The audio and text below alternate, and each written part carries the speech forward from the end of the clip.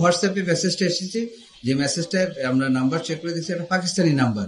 WhatsApp message তো আপনি কোথায় এখানে বসেও পাকিস্তানি নাম্বারে হোয়াটসঅ্যাপ মেসেজ দিতে পারেন না, আপনি খালি আপনার হোয়াটসঅ্যাপের অ্যাকাউন্ট থাকলেই হবে।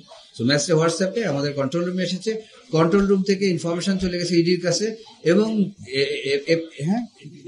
এপিবিএন এর কন্ট্রোল রুমে এসছে, যেটা এয়ারপোর্টে। সেই কন্ট্রোল রুম থেকে আমাদের জানানোর সঙ্গে সঙ্গে আমাদের প্রথমে নিয়ম অনুযায়ী জানানোর কথা ইডিকে জানানোর কথা পর সঙ্গে সঙ্গে যে ইওসি টিমকে অ্যালার্ট করা হয়, এবং ইওসি টিম তখন থ্রেট অ্যানালাইসিস করে ডিসিশন নেয়। তো আমরা কুইক থ্রেট অ্যানালাইসিস করে ডিসিশন নিয়ে we wanted to go for action and we have gone for actions. কারণ আমরা যখন যাত্রীদের প্রাণ নিয়ে ডিল করি তখন আমরা কিন্তু থ্রেট, সেটা যেভাবে হোক, যদি ফেক থ্রেটও হয়, আমাদের কিন্তু 100% প্রিপারেশন নিয়ে সবকিছুই করতে হবে।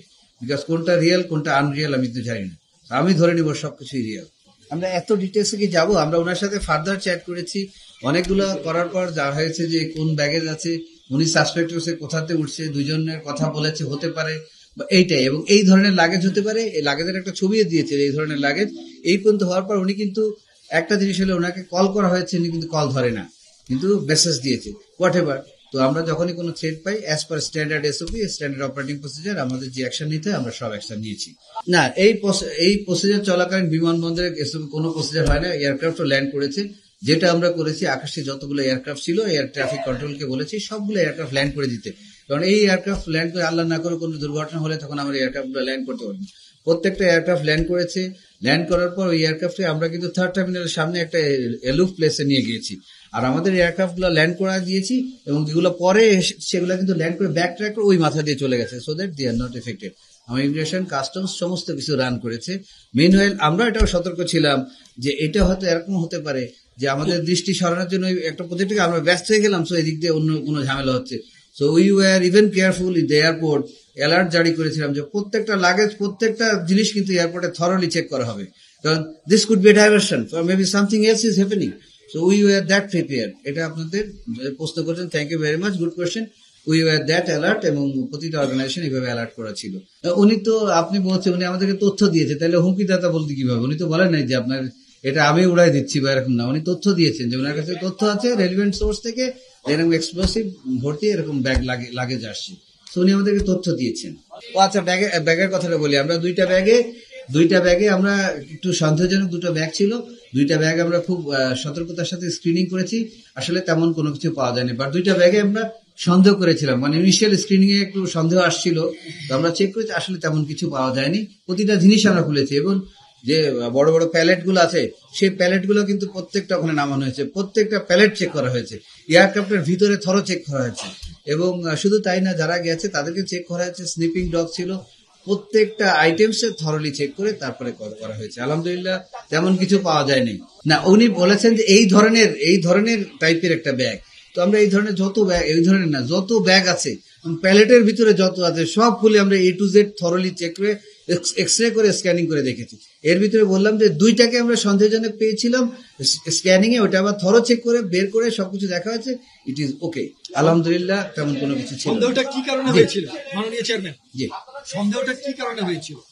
দুইটা ব্যাগে স্ক্যানিং এর সময়, আপনার স্ক্যানিং ইয়েতে আসেন, আপনার অনেক মেটাল আইটেম থাকে, অনেক আইটেম থাকে যে আমরা নিয়ে আসি, স্ক্যানিং এ তখন দেখা যায় যে ওইটা হয়তো একটা ব্লিপ আসছে, বা স্ক্যানিং এর সময় মনে হচ্ছে এটা অন্য কিছু হতে পারে, এরকম।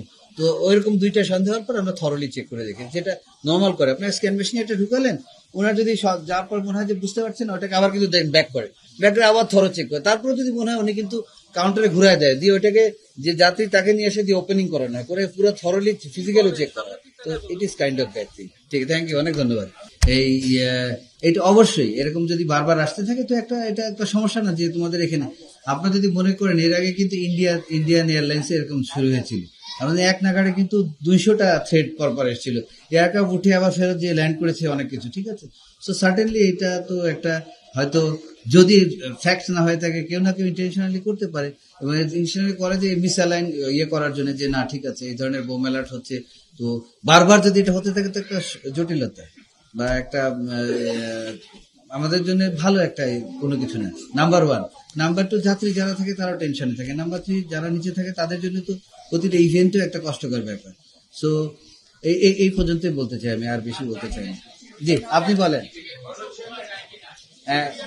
আমি এটাকে এটাকে গুজব আমি বলবো না, গুজব হোক যেটা হোক, আমাদের কাছে যদি কোনো তথ্য থাকে সেই তথ্যের ভিত্তিতে আমাকে ব্যবস্থা নিতেই হবে, কারণ এখানে একটা যাত্রীর জীবন আমার কাছে ইম্পর্টেন্ট। ইভেন যদি প্লেনে একটা যাত্রী থাকতো, weed have taken the same action that we have taken.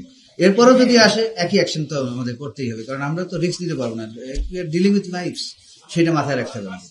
যে ফ্লাইটটা ছিল BG356, যেটা রোম থেকে যাত্রা করে আমাদের বাংলাদেশ বিমানের একটা এয়ারক্রাফট বোয়িং 787 ড্রিম লাইনার, যেটা রোম থেকে যাত্রা করে বাংলাদেশে আসে এবং এটা 9টা 20 মিনিটে ল্যান্ড করে।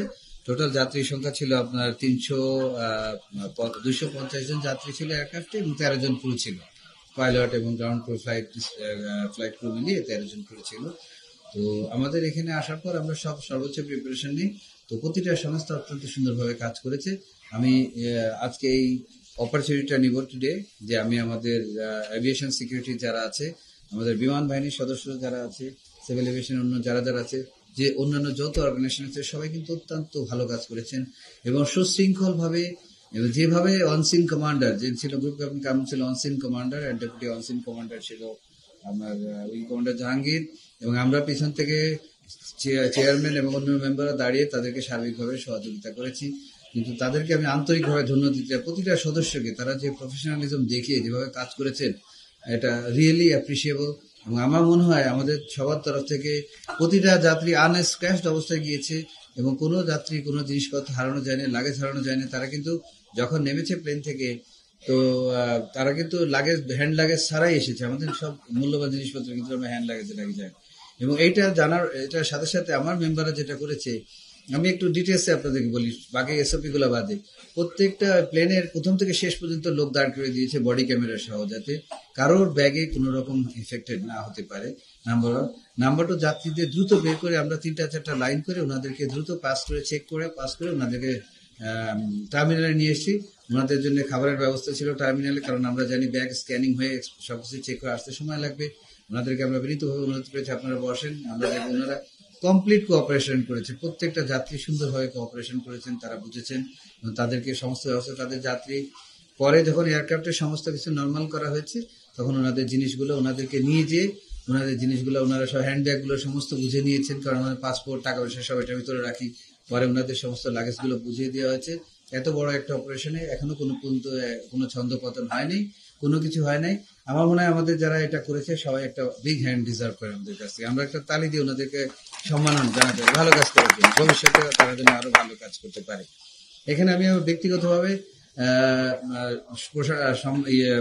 ব্যক্তিগতভাবে আমি কৃতজ্ঞতা প্রকাশ করব সম্মানিত বিমান বাহিনী প্রধানকে, যাকে আমি সঙ্গে সঙ্গে ইনফরমেশন দেওয়ার সাথে সাথে সারা বিএফ বেস কর্মীটোলা যেটা আছে, সেখানে যত সদস্য সংখ্যা ছিল, উইদিন নো টাইম, ইনক্লুডিং দেয়ার বেস কমান্ডার এবং হায়ার অথরিটি, সবাই এখানে হাজির হয়ে গেছে with their task force, with their special force, commando এবং তার ইওডি এক্সপ্লোসিভ ডিটেকশন ইউনিট সহ কিন্তু হাজির হয়ে গেছে। সঙ্গে সঙ্গে সবচেয়ে আগে হাজির হয়ে পুরো এরিয়া কর্ডন করে ফেলেছে।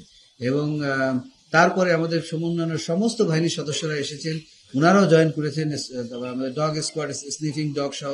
তো প্রত্যেকটা সদস্য এত সুন্দর করে কাজ করেছেন, এবং আমি বলতে পারি এক্সারসাইজের সময় তারা যে করেছেন তার থেকেও আমার কাছে রিয়েল টাইমে দে ডিড রিয়েলি ওয়েল, খুব এক্সেলেন্ট একটা কাজ করেছেন। তো এটাই বেসিক্যালি আপনাদেরকে জানানো দরকার ছিল।